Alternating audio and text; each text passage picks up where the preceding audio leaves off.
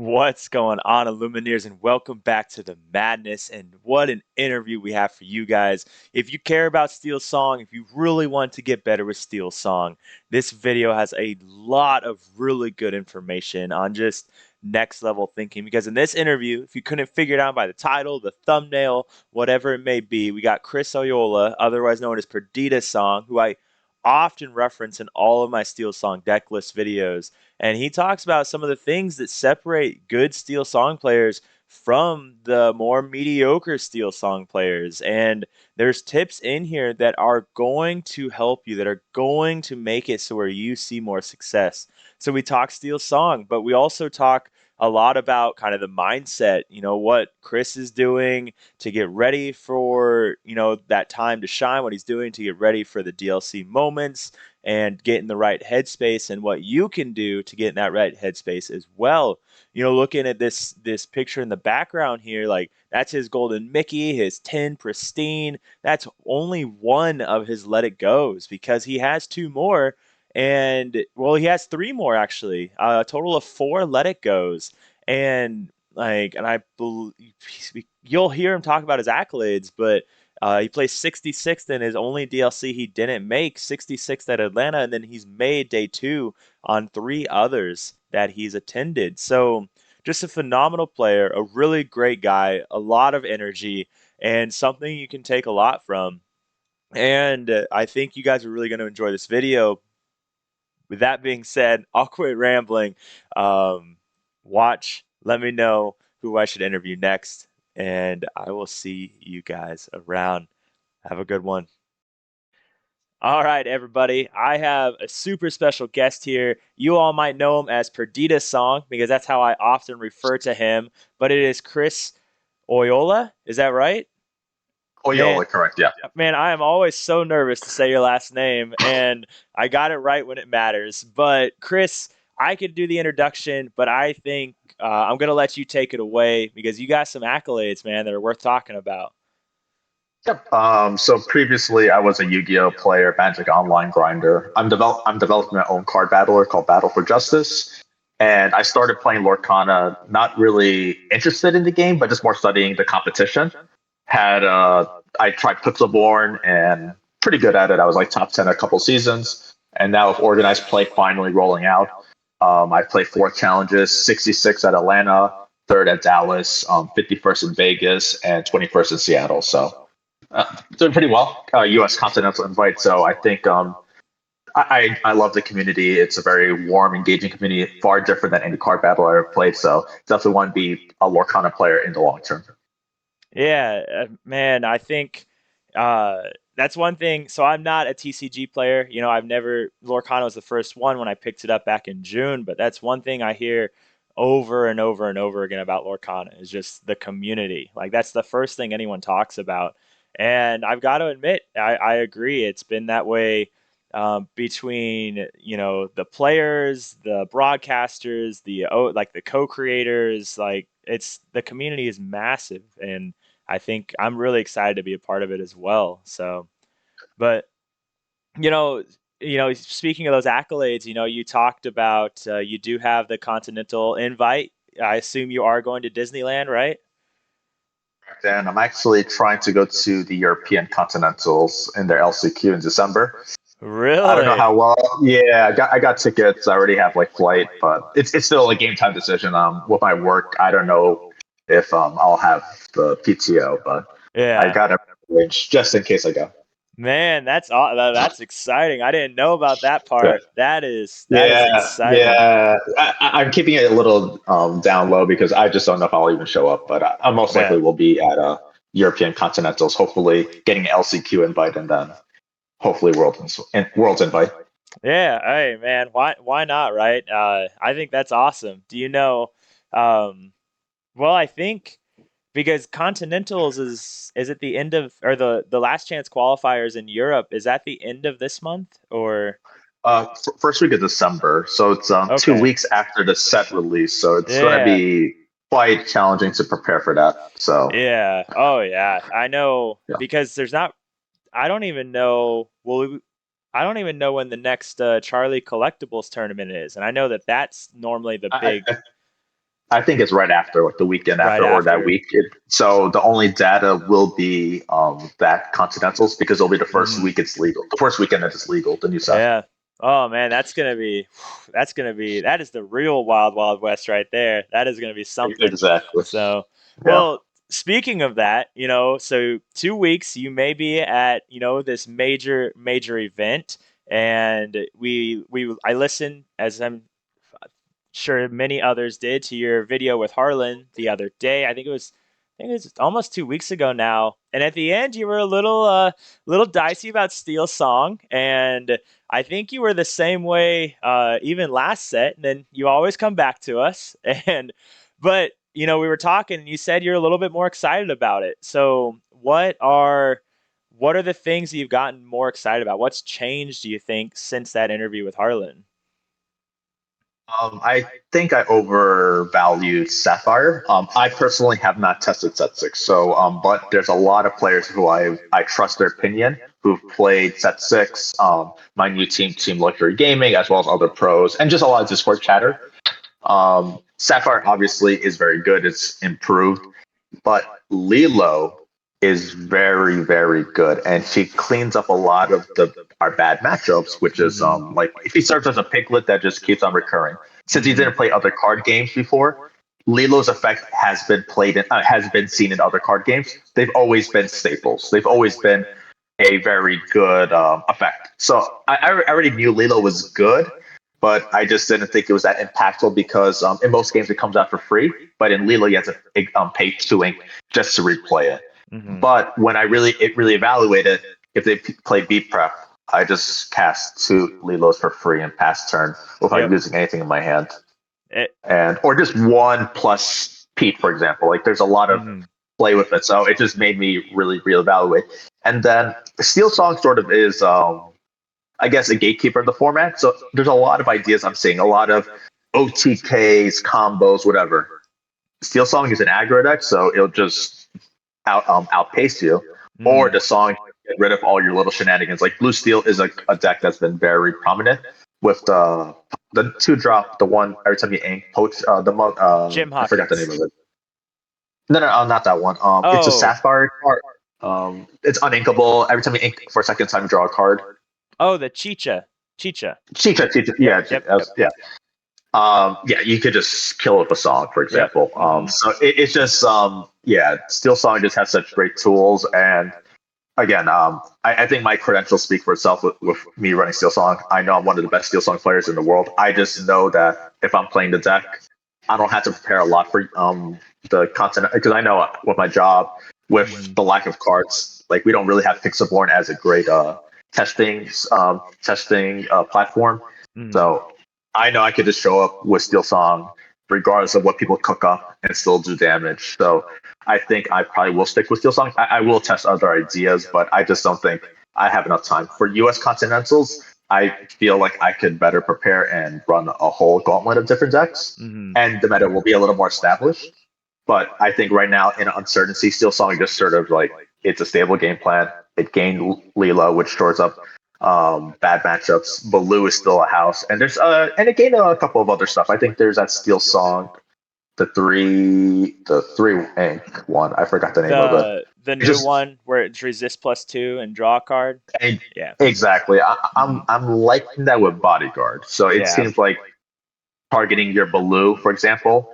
How do you deal with it? Like Yeah.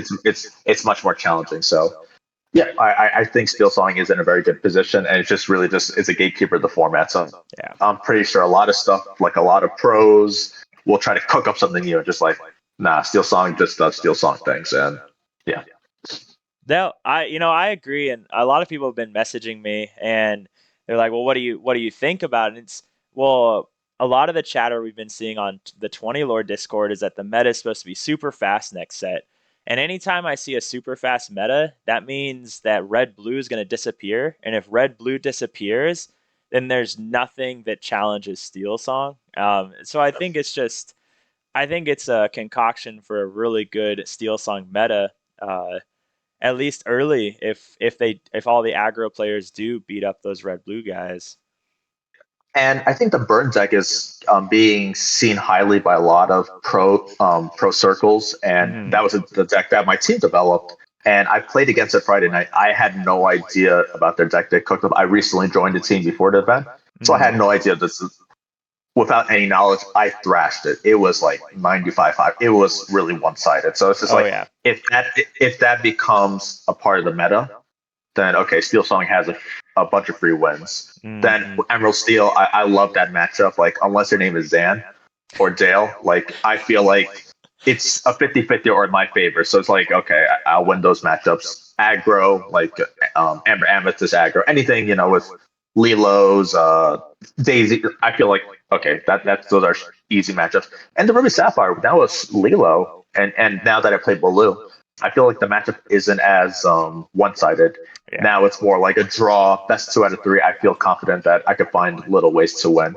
So Hmm. like, yeah, I just feel like with Steel Song, I feel in a good position. I'm in a good position. I don't feel like there's any deck I can master in 3 weeks that I feel as confident with Steel Song. I think, like you said, I think Steel Song is finding its role in the format.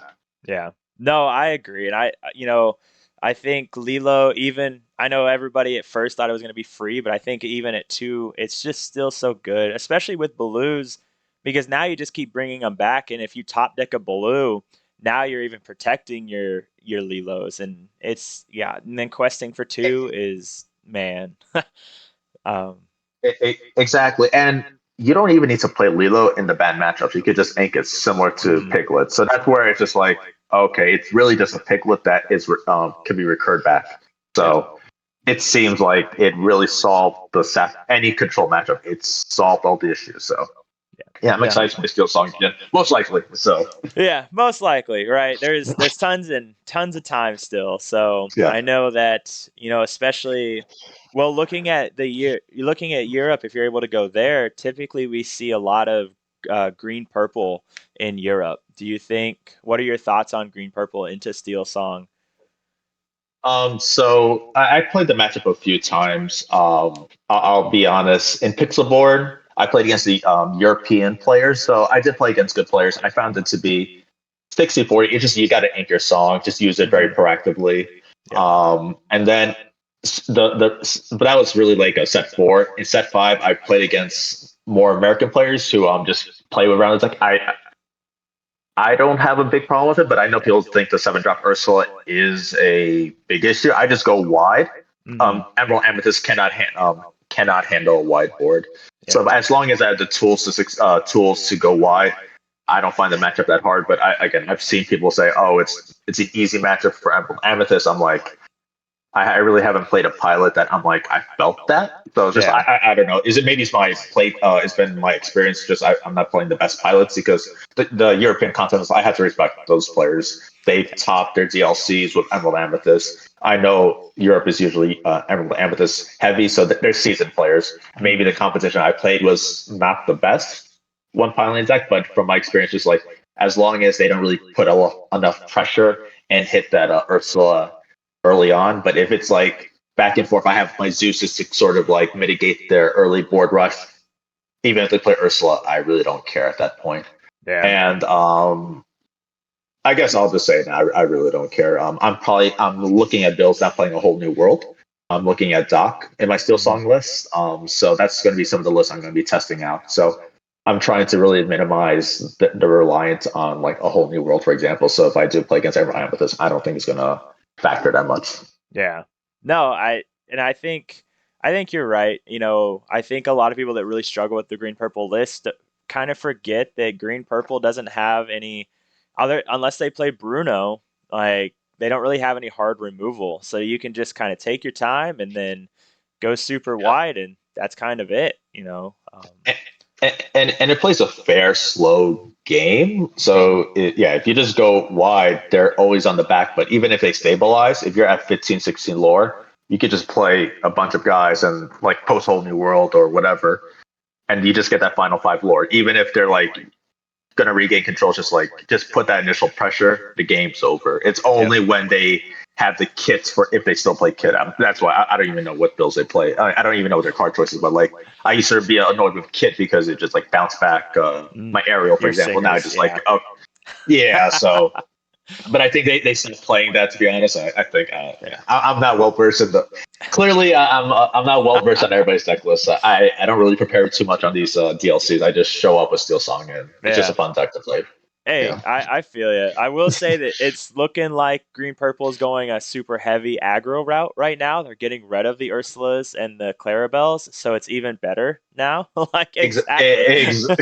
exactly. So Well, sweet man. Yeah, I think I think a lot of people are going to be excited to hear that from you. I've been trying to preach it, like I'm trying to remind people like Steel Song. I think we're set for the next meta, but that's just a guy that didn't even make day two once yet. Now I think when they hear it from you, they're going to feel a little bit better yeah, now. Which, yeah. so hey, we're going to be all right. But um, so we got Steel Song still alive. The other thing that I really wanted to talk about with you is you and I do something a little bit different when we go to DLCs, and I'm talking our prep for DLCs the day of, meaning that when we wake up in the morning, we're not waking up at 7 o'clock pounding a monster and then walking in the door to the DLC. We're going on runs. We're for you, you're boxing, I think, right? So why are you using all that energy when you know you have a 12-hour day of Lorcana ahead of you? So I don't suggest it to everyone, to be honest. I am my real job is a biomedical engineer. I'm used to working 4 or 5 a.m. to 10 p.m. in different states throughout the nation. So my sleep schedule is a little weird. So I'm up at 4 or 5 o'clock naturally, regardless of the day. But I believe in being comfortable in the uncomfortable. Previously, I didn't really play card battler since in real life since 2010. I was a boxer in the 2010s. So one thing that I always stress to people, if you want to be successful in boxing or combat sports, is gotta move with a lot of fighters, spar, train with different people, because at fight night you don't know who you're going to be facing. You don't know what kind of style is. So I like to just train when, like, I would not drink water during my training for 3 hours. I wouldn't drink water until I'm done, because in the middle of my fight, I can be like, "Hey, judge, ref, guys, take a 30-second break. I got to drink some water." Like, no, I got to keep on fighting. So I like to push myself to my absolute limits. So just for me, like, just to get into the zone is just, I go on those morning runs, shadow box. If I'm in a hotel gym, I'll swing the kettlebell. I think Vegas, I stayed at a gym, I stayed at a hotel that I knew had a boxing bag before. I went to Vegas a couple of times, so I knew this was a nice hotel. So I brought in gloves. I did about 12 rounds of bag work. Went on a run. So I just like to do this thing just to, like, get rid of all that excess energy. So once I'm in a tournament, I have a clear mind. And Mm-hmm. yeah, it's just getting rid of all that excess energy, because I feel like I talked to some of the players in day two. They're a little anxious, a little nervous. One of my opponents in DLC Texas, her name is Judy. She was my top 64 match. Everybody else stressing out, reading a deck list, like they're just like, while we're just like joking, laughing, having a good time and everything. It's just like, if you could go clear minded, it's so much easier. And again, for me, I've been in such uncomfortable situations as a boxer. Like, every time before I fight, I want to throw up. I'm so nervous, so scared. The minute that bell rings, that first punch is thrown, everything's gone. Like, I'm excited. Like, this is my element. I love fighting. So just like, I just feel like when I'm playing Lorcana, like when the die roll is thrown, it's like back when I was boxing, like, oh, this is my element. So like for me, just getting into the zone, like just listening to my music, training, just getting rid of all that testosterone, I guess, just getting rid of all that energy, just walk into the to Lorcana, like tournament, like, okay, I'm clear headed, like, let's go. Like, this is another day in the office. So yeah, I suggest to players that definitely training exercise is definitely very beneficial. And just becoming uncomfortable, not comfortable, just finding other things in your life, like maybe enter like I don't know, a dance class, talk to someone you've been wanting to talk to, maybe you feel nervous. If you could be comfortable in those uncomfortable situations when you're playing for like day two, like round nine, you won't be as nervous. You've been through worse situations in your life. You're playing for a Mickey, like top 16. You've been through way worse, more stressful situations in your life.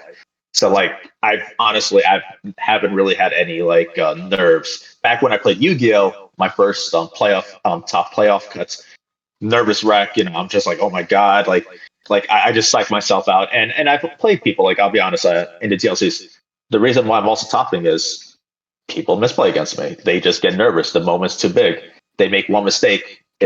They keep making one mistake after another, they start hyper analyzing all their plays, and it's just like, thank you for the free win. Like, I make mistakes too, but I'm able to roll with the punches. Like, as a boxer, we all make mistakes, but if I keep dropping my hand, I'm just going to hit much harder. So Yeah. I just definitely, I advise players just like, it just helps like having a clear mind, in my opinion. Just exercising, running, just doing something instead of like the energy drinks and eating the processed food. Like, I don't think it's that great for the mental health.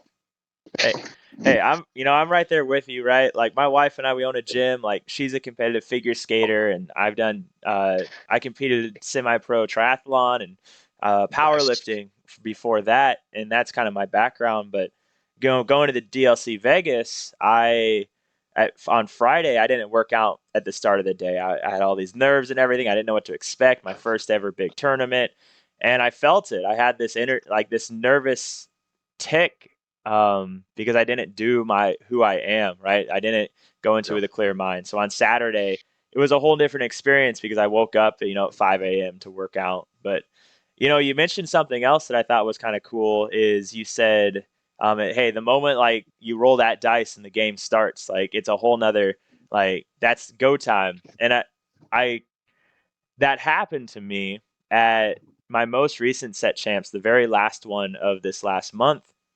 It was at my local store, so beautiful day outside. So I'm already just super like whatever, super chill, having a good time. And I realized I'm making like tons of weird misplays that I'm too busy chatting and talking and I was like, hang on a second. So I got out like the lore pad, right? That says like Yeah. me and you and then it, Yeah. it all changed. Like that was my dice roll. So I realized like, okay, I need something to be like my okay, let's pay attention a little bit. Let's snap into it. And that lore Yeah. pad was it for me. So but you know, so I think mindset's a huge piece of it. I think people just have to figure out what it is that works for them. For us, it's fitness, but for others, and just kind of stick with that routine.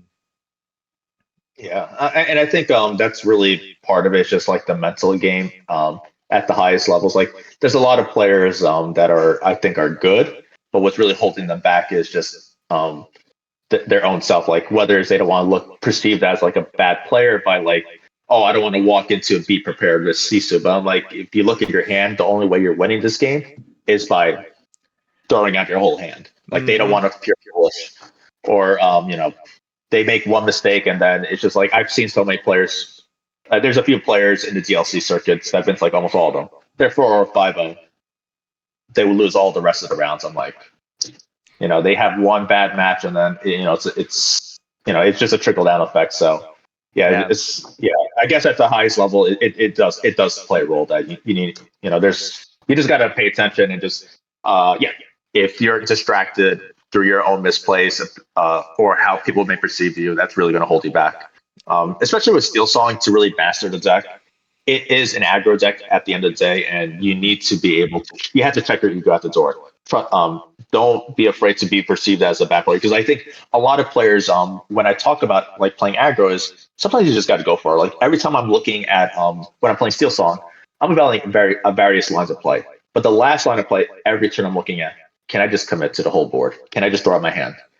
It's something that separates good aggro players with really great consistent aggro players, because they're willing to always go back to, I guess, the brainless plays of just throwing out their hand. A lot of good players are trying to think of like, oh, they got to have B prep, they got to have CISO. Yes, of course, play around those hands. But if you can forecast the next 3 or 4 turns, like, if I don't commit, I lose to Sisu, B prep regardless, like, or I don't have enough pressure, they're just going to 1-for-1 Medusa, challenge me back and everything. So I think that's what holds a lot of players back. So definitely, there is a lot of mental game. I feel like I've won matches in DLCs where I'm like, if it was Zan, Dale, or myself across the table running the deck, I would have easily lost. But again, Mm. I'll take those matches because it's just part of the game. It's, I can't Yeah. control how my opponents play. So.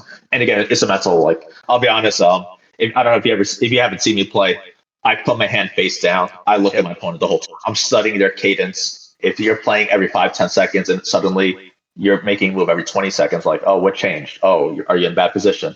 Why are you not inking, for example? Or you're debating about what inking. Oh, you want to play something next turn. So I'm looking at all these, reviewing all these things to add to my ability to like figure out the proper lines of play. Yeah, it's just and then I do know that we're at a DLC. I'm more of an established name now. I got to get my edges. So Yeah. Oh yeah. yeah, It's I want to hit on something really quick that because it was a hard learning experience for me that I figured out this last month during set champs um and it was that idea of like, okay, they're against red blue, of course, because first I need to change my mentality into red blue but I remember there was one specific play where I was like, okay, I can lay down everything right here and they have to answer it or they will lose next turn. But it's like, but they probably have an answer, so I'll keep back this one SME. And because I did that, I fell into this trap of he didn't clear the board. I got to 19, but then he was able to clear the board the next turn. I was never able to get to 20, and he ended up winning. And it's like you said, you have to and since then I've started doing that. It's like, okay, he can do this or he can't and he loses. And recognizing those plays and those turns where you have to do that versus you can hold back and wait is really important. So, yeah, and it's a very challenging skill set to master, mhm. and I'm not expecting anyone to. There's going to be a lot of growing pains. You're going to lose a lot, but yeah, and but another thing that's also holding players back is what I love about Lorcana is there's a lot of agency of how you play the game. I often reflect on myself where I could have inked better, I could have done a better play, then blame my opponent. Oh, they got lucky. They top deck beat prep or Sisu. There's a lot of times where you could be like, I failed to quest on turn 5 with Ariel, for example. Mhm. Maybe I'm not saying I didn't watch your game, but maybe you would have been at 20. Maybe you could have like if you review back your whole game, like maybe there was a turn I could have quested with Ariel instead of like because you were trying to play around Maui, for example. Like oh maybe if I quested that could have been that one extra lore I needed. So I Yep. feel like a lot of players need to reflect always on how they played and how they could have done things better. And then also think about like always going for like there's a lot of agency in Lorcana which I love playing, which I think Mhm. is this is why it's one of the best card battlers out there. That you're often in control of your destiny rather than your luck, for example. Oh yeah. It's so funny like it's listening. I've been doing these interviews with a lot of you great players and listening to other interviews and stuff and um hearing you all say like the same thing. And in this instance, I remember once I was talking about something a month or so ago in a Discord that I'm in and and I was like, I'm always losing. I'm always losing to this matchup. I don't feel like I'm making any misplays. And then JDRR, who runs that Discord, he's really popular purple player. Um, he's like, you're probably not making any misplays, but it's like, he's saying, what are you not doing? If you're losing by 2, it's probably because you were too afraid to quest with your Ariel, to quest with your Cindy. He's like, that wasn't necessarily a misplay, but in the end, it mattered. And so hearing you say the same thing, it's those things that are separating you guys. Like luck is a piece of trading card games, but let's Of be course. honest, like luck isn't what's carried you to 3 of 4 day twos, right? So, Yeah, and Lorcana has so many like because of the inking and how you quest in this game. There's so many decisions you're making. That one or mhm, two decisions could be the difference between 20 lore and 17 lore. yeah, That could be the difference between you playing your 4 drop on turn 4 or you have to skip your 4 thing because like, oh wait, I played into like all my singers and I'm like, oh now I don't have enough ink for Rapunzel, for example. mhm, Yeah, it's there's a lot of like I when I play any game of Lorcana, I spend the first turns 1 and 2 about 1 to 2 minutes on each turn. I'm really thinking about how turn 3 is going to develop. I'm thinking of all my ink choices. I'm thinking of like, okay, my opponent inked this. What are they trying to do? What is their board state they're trying to establish by turn 3? Okay, they inked Hiram. That means they have another Hiram. Or maybe they really want to hit all their ink drops. So maybe they have, they don't want to ink their fishbone. Like, I'm thinking of all these things. And even though Lorcana or Card Battle are a game of hidden information, because of the ink system in this game, it tells a lot of what your opponent's trying to do. So all these little things I'm trying to like pick up. And then once turn 3 or 4 rolls around, I'll play very quickly, 15, 20-second moves, like boom, boom, boom, because I know what to do. But it's really just establishing the early game to have a good state and a good board state by the mid game. Because then it's just, for me, it's just like simple challenges, questing, and everything. But those small decisions I make is what really helps me a lot. And I've like, I don't really do a lot of preparation for these DLCs. I'll be honest, probably my most prep for a DLC has been like 10 games with SteelSong. It's usually just 5 games and I just roll in. But I watch a lot of people play SteelSong on Discord. It's like, maybe I'll go to the store selling cards and I'll just watch people play SteelSong. And I see like countless and countless misplays or stuff. I'm like, I want to grab them, throw them off the scene, like, yo, you are disrespecting SteelSong. Let me play this. Let me crush them. Like, but it's just like, there's a lot of plays, like you said, like, it's hard to identify those mistakes. It's just like, and I guess I would tell your viewers is like, if you're trying to figure out like I said, it's hard to like calculate like, should I think this or should I have done this? I advise your audience, play open handed. Talk to, and play when you're practicing. You talk to your opponent like, okay, if I ink this, what are your things? Oh, I'm going to do this. If I play this on turn 1, what is your turn 2 play? Your turn 3 play? By you discussing it openly, you'll learn what are the proper ink choices. Mm-hmm. And even if you don't have like quality play testers, if you both have perfect information, you probably can make the right plays. Like, okay, I don't have to play around Let the Storm Rage On, or I don't have to play around Ursula 2-drop, like, or whatever. You could figure out like how to play the game. So it is also helps if you don't really have strong play testers, and you can play matchup 25, 30 times. You may not learn a single thing. I played open-handed a couple times for 2 games. I know everything about the matchup I need to know. I know what's the ink. I know how to approach around. What's the mindset. I learned so much because I'm having an open dialogue with my opponent. Like, okay, what are you trying to achieve? Oh, that's what you're doing. This is what I'm trying to achieve. How are you going to counter that? Oh, okay, cool. So after 2 games, I'm like, all right, let's go to the DLC. Like, I'm ready to go. So it definitely, I would advise people, like, sometimes it's not the amount they play, just the quality of your play. Yeah. Quality over quantity. Yeah, and someone very popular in the Lorcana community right now that plays a lot of open hand on stream is Wonderland. If I don't know if you've ever seen his stream before, but he lives in Lincoln, Nebraska, which is where Sky lives, a prominent Blue Steel player, and they play open hand all the time, especially at the beginning of the set when they were practicing new decks. And lo and behold, we see who takes first at DLC Seattle. So there's a lot to be said about that, of just talking through plays instead of just mindlessly doing the same thing over and over and over again. But Exactly.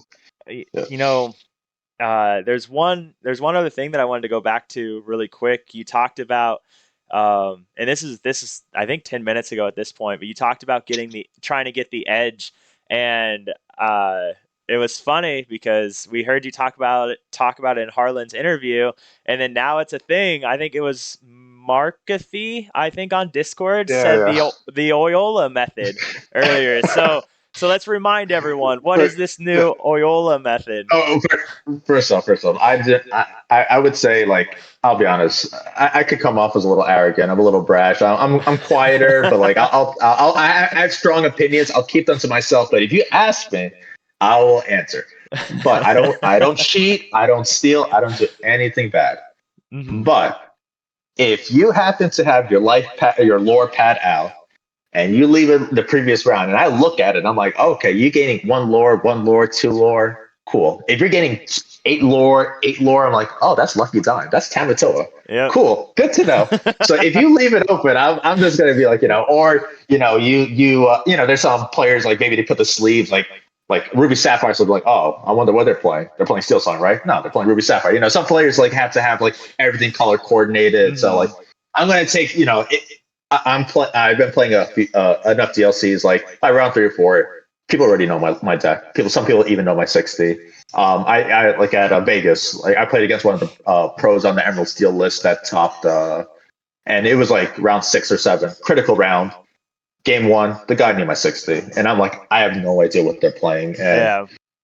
yeah, so it's just like in these best out of two matchups, I gotta take any edge I can get. Like if someone leaves a pad system, first off, when I shuffle, I think you were discussing back if I saw that Yep. Discord. Hmm. Just for your audience, like if this is their first card battler, just one reason I look at my opponents when I'm playing is I try to ensure that the game is kosher. There's no issues, no shenanigans. I've played other card games. I've seen every cheat in the book. Hmm. When I shuffle my opponent's deck, I always shuffle, mass shuffle, but I look away. But that first second I start to shuffle, I look at my opponent because they're touching my deck. I've seen people look at people's decks and then put cards up top, and then they're shuffling, but that card on top never moves. Hmm. So they might, and then maybe there's multiple cards they put on top, and it looks like they're doing a thorough shuffle, but in actuality, the top 3 cards, 4 cards have never moved. So again, I always ensure that everything's kosher. They're not peeking to see what deck I'm running to. Like even if they don't even stack my deck, sometimes people are like, oh, what color is he playing? SteelSong? Is he playing Ruby Sapphire? So I always just make sure that my opponent is not doing that. And if I Yeah. see any behavior like that, I've shuffled my own deck and I'm like, here you go, reshuffle it. You can do the same mass shuffle. I just don't like, hey, that's not right. Like I shuffle and I look away, like just out of Yeah. respect. And if you ever feel uncomfortable with someone shuffling, just call a judge. Yeah. A lot of players actually just they do, I guess the what do you call it, the cut. They just cut Yeah. because I saw I've heard that my Twitch chat on my semifinal match was people were hating on me because I don't care about the essence of my cards or something. I do like riffle shuffle, mash, mash, mash. Like basically, I'm destroying. Like I can only use a pack of sleeves for like one tournament. I Yeah. destroy my sleeves. Like my sleeves are destroyed after because I want to ensure that my deck is truly randomized. I watched actually a Pokemon YouTuber who interviewed like a statistician, and he said at least 7 mass shuffles is required to get a thorough shuffle, but Hmm. obviously not every mass shuffle is equal. Like if you Yeah. just do like, a little mass shuffle here, you might have to do like 10 times. But for me, I'm like, I've played card games too long to know like what's a real shuffle and what's not a real shuffle. Like I've had games back in my Yu-Gi-Oh days, games 1, 2, and 3. I drew the same hand all 3 games. I drew the next 5 cards, all the same cards. It looks like my deck never shuffled. And same as my opponent. So like I've learned how to thoroughly shuffle. Like yeah. So yeah. Yeah. Hey, no, it's and to catch everyone up, we Chris was talking about something I had seen. This happened to me at DLC Vegas. Is a gentleman? It's the first time it's ever happened to me. But a gentleman asked to shuffle my deck, which that happens all the time. But for the first time, he took my deck, and as he was shuffling it, he looked the opposite direction and shuffled like he couldn't even see my deck. And I was like, that in the 20 Lord Discord, I was like, that's the most respectable thing that I've just ever seen. And everybody was like, that is that not standard? I was like, apparently not. But so if you guys do, your opponent can shuffle your deck. Just try and be respectful of their cards. Then not everyone's shuffling their deck like Chris over here. Yeah. But Yeah. um, Yeah.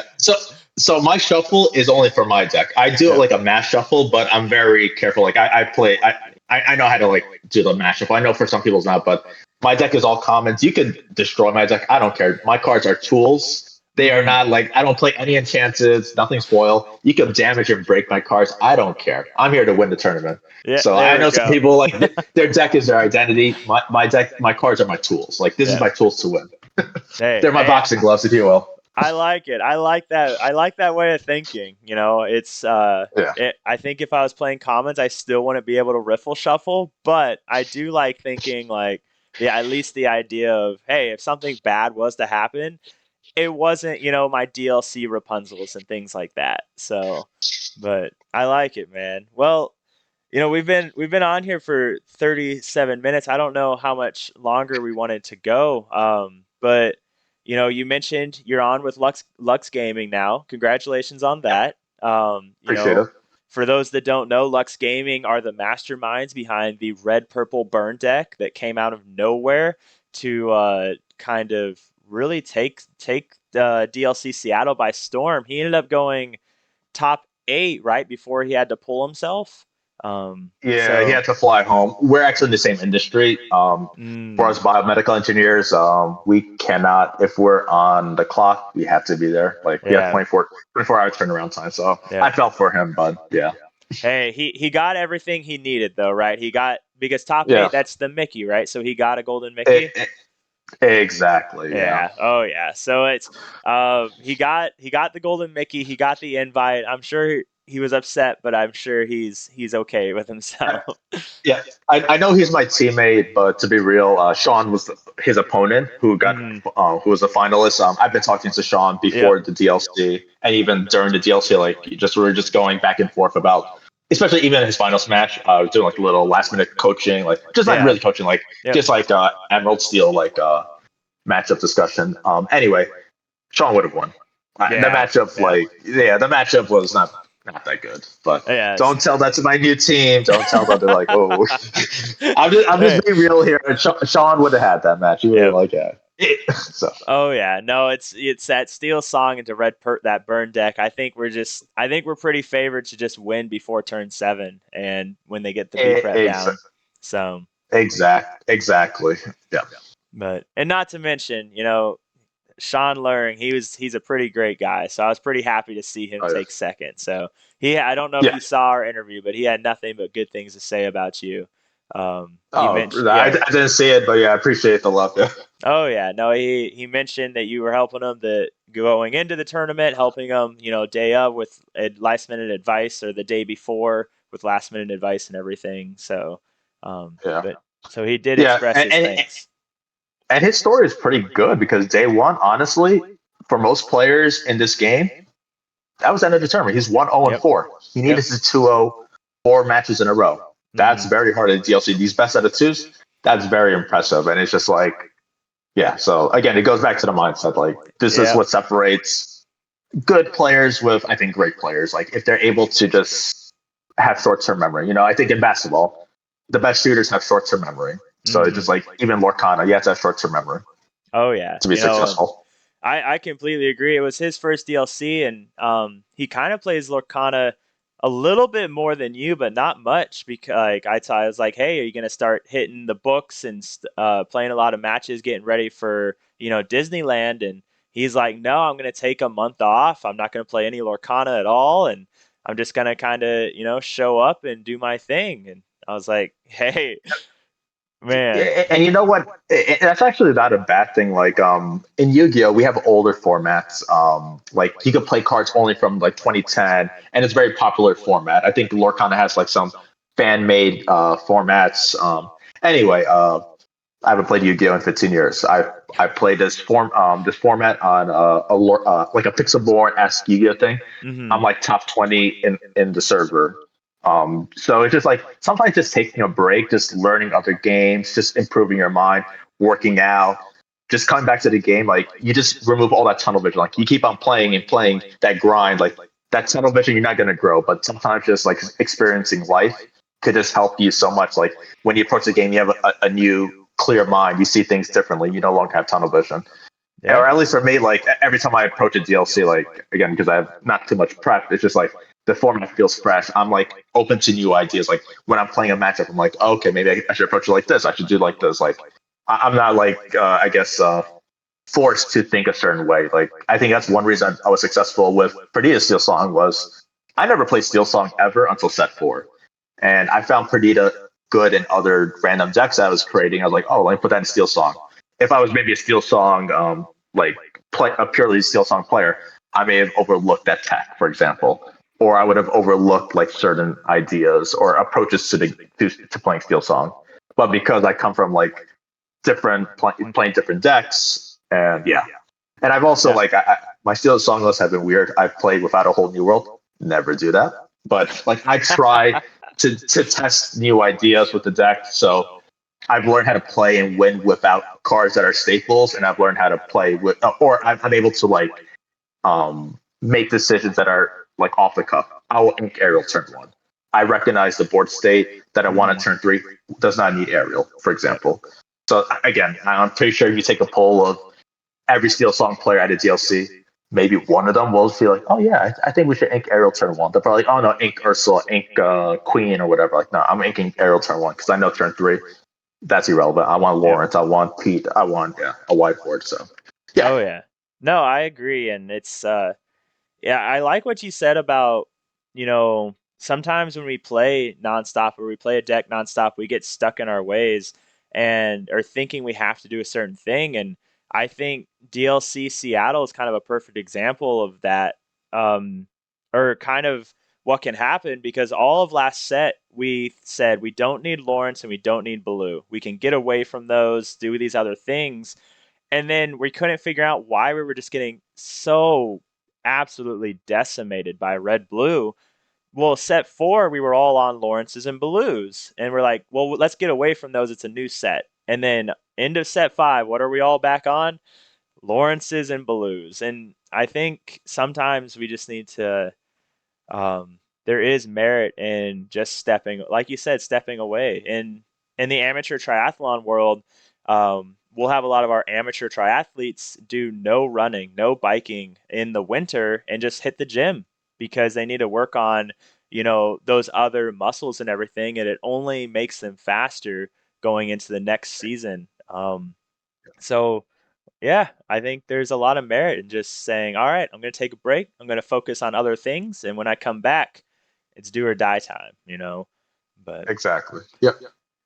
well, man, I think I don't want to take up too much more of your time. I Yep. think, we talked a lot of steel song. Yep. I bet there's going to be a lot of excited people for this one. But I can't wait to see what you do with Lux Gaming. I definitely going to be keeping an eye out if you do manage to make it to Europe. But either way, I've seen you a lot more recently in the Discord Yep. channels, so Yep. happy to see that as well as everybody else. But again, Chris, thanks for coming on, man. We're all rooting for you, all of our Steel Song guys. But I will let you Yep. enjoy the rest of your day off. Do you Yep. have anything else you want to say? Yeah, if you want to follow me on Twitter, I think it's a Oyola underscore Lorcana. My Instagram, Chris Oyola underscore. Yeah, I'm just trying to build social media presence. Mhm. Give me a feature match. I'm tired of not getting feature match, so show some love for your boy. Tell the tweet at Ravensburger PPG like, yo, can we please feature Chris here? Let me show the world how to play Steel Song. Hey, I feel you, man. I'll make sure to put them in the description. But with that, enjoy the Yeah, rest of your day off, and you have a good one, man. yeah. All right, take it easy, man. Bye Take bye. it easy.